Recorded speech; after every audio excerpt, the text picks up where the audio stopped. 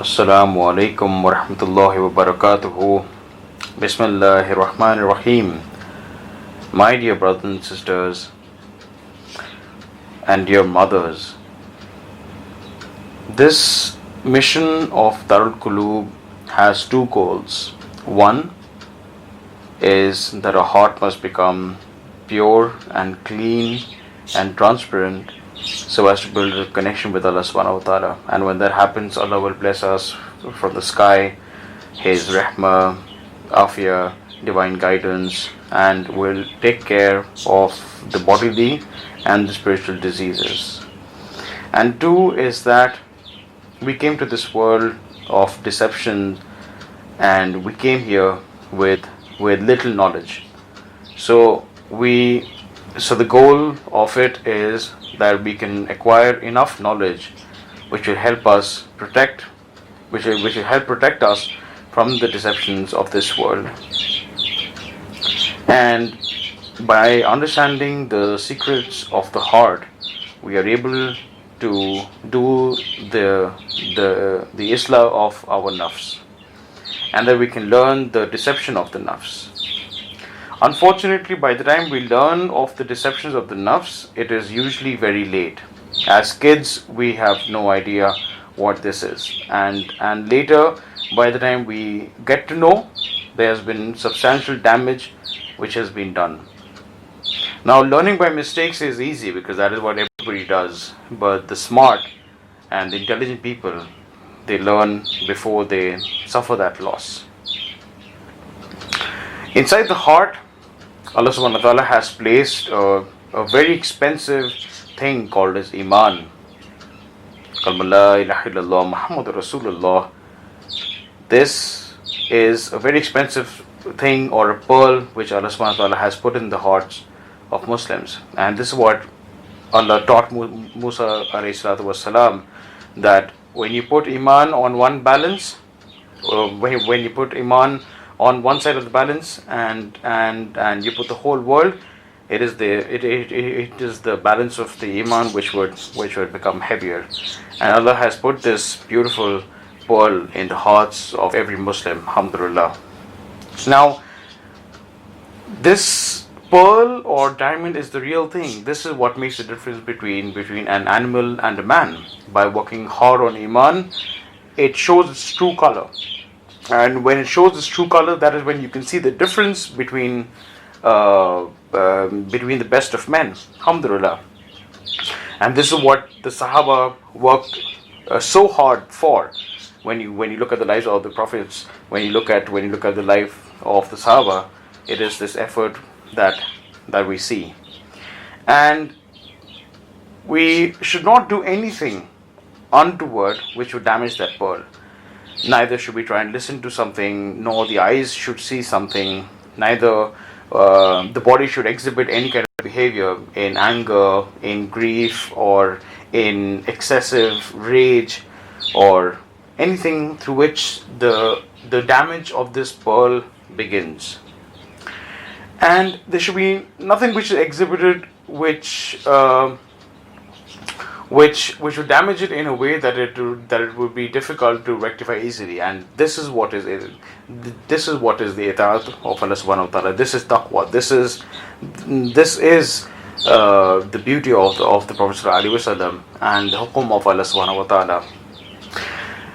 The difference between the other religions and ours is this, that in Islam we look at the hukum of Allah subhanahu wa ta'ala and the akhirat, the fixing of the yaqeen, and all the prophets and especially our beloved Prophet sallallahu alaihi wasallam, his ways and the hukum of Allah subhanahu wa ta'ala. Most religions, they don't even care about these subjects. They don't even care about they don't even have a concept of it, subhanallah.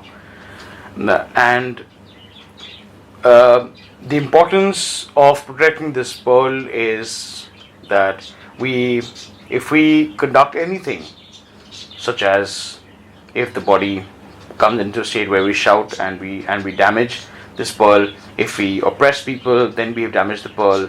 If there is bad behavior, we have damaged. And this world Unfortunately, when that happens, we have ruined both this dunya and the akhirah.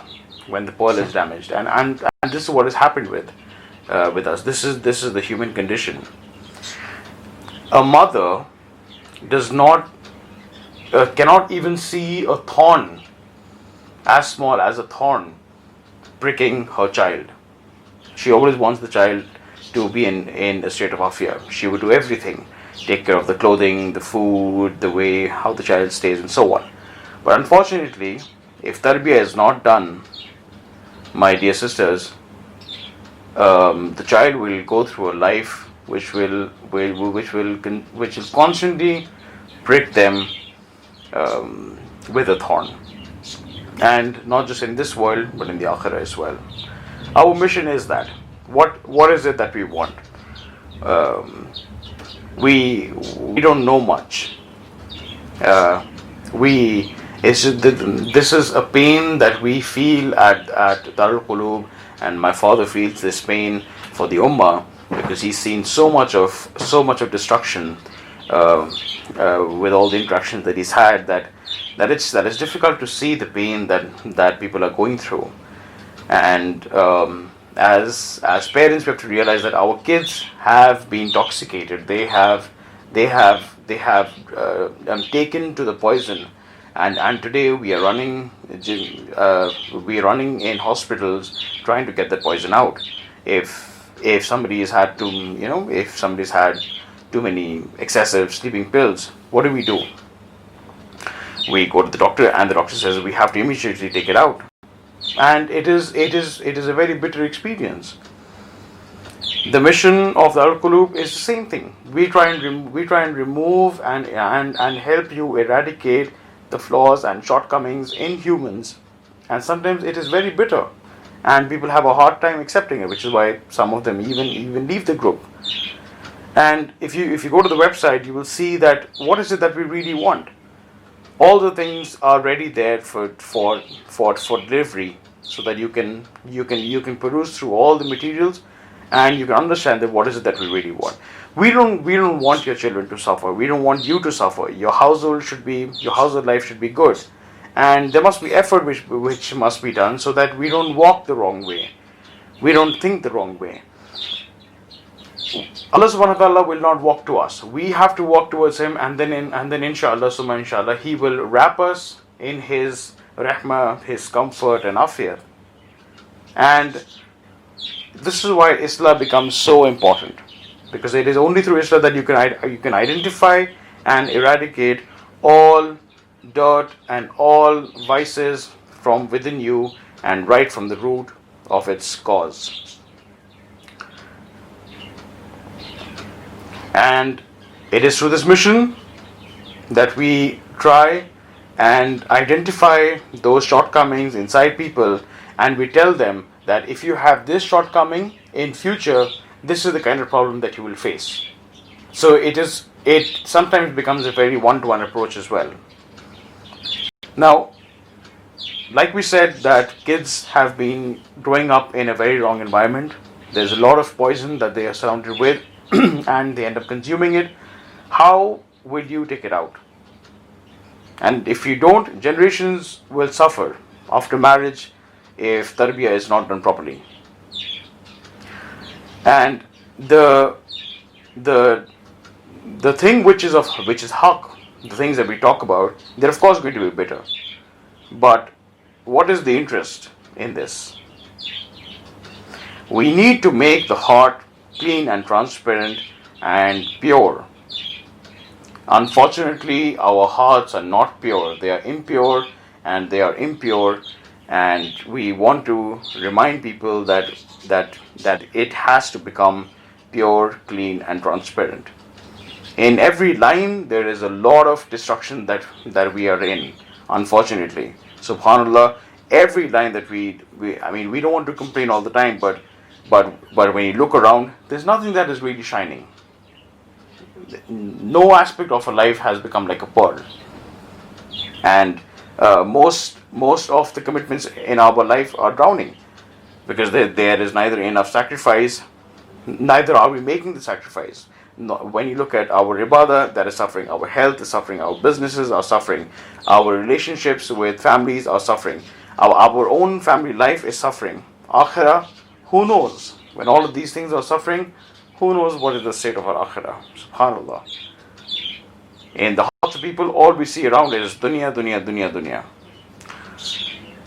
Regarding married life, well, we wanted to make this recording regarding my married life, but we went elsewhere.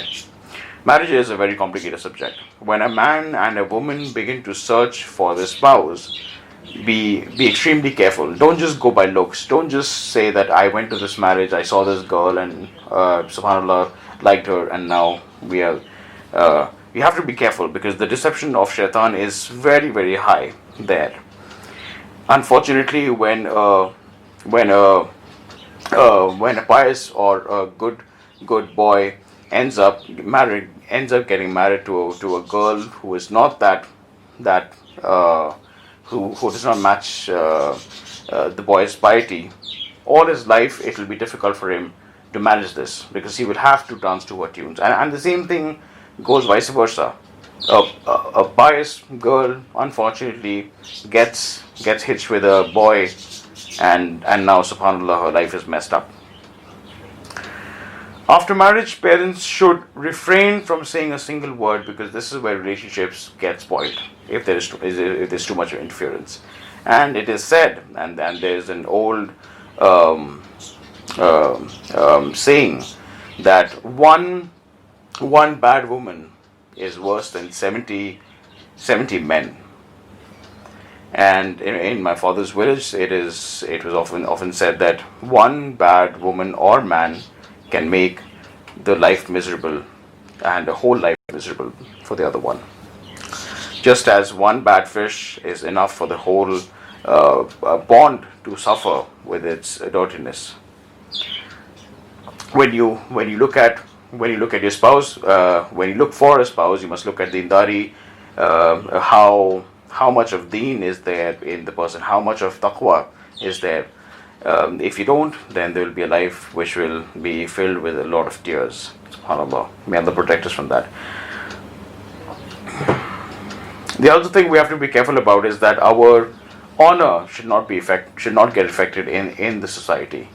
The day the woman loses respect for her husband, countless problems will begin. Always respect the husband and always respect each other, but don't get too comfortable or so comfortable that you begin saying and addressing each other as whatever you feel like. That is not right. There has to be a certain veil of respect between each other. May Allah bless us with that. And the husband and the wife must learn how to forgive each other. We are not an angel. We are not angels that we will not commit mistakes, and neither are we shaitan that we will not ask for forgiveness. The deception of shaitan is very easy.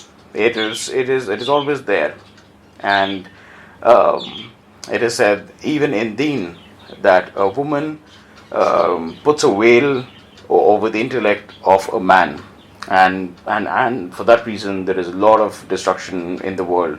Because men are deceived, they get deceived easily, and there is a veil of deception that shaitan puts on both men and women.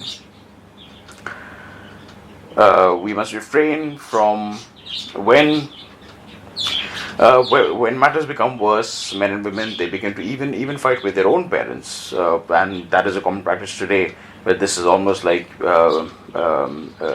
making a place for sure in Jahannam by doing this. My father asked Maulana Zubair Sahab Rahmatullahi alayhi that which is a good woman. His answer was that a woman who takes care of her husband, her children, her household, and her family relationships, the extended family, yani. And this is the biggest quality. I will repeat that. The four things Maulana Zubair Sahab Rahmatullahi alayhi said was that a woman who takes care of her husband, her children, her household, and her family relations, the extended family.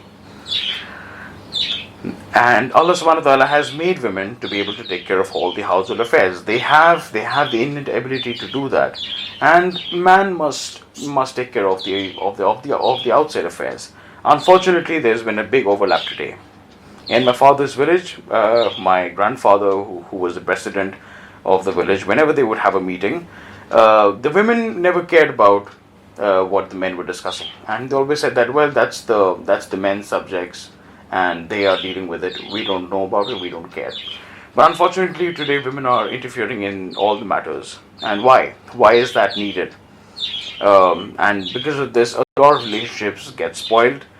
May Allah subhanahu wa ta'ala protect us, and we will discuss more on this inshallah in future lectures. Please log on to darulqulub.com. There is a lot of material available. You can also download the book, Learn to Swim Before You Sink. It is available in English, Urdu, and Arabic. Please take a printout and go through that. Inshallah, you will receive some divine guidance from it. We look forward to getting any feedback as when it comes. Jazakallahu khair. Assalamu alaikum wa rahmatullahi wa barakatuhu.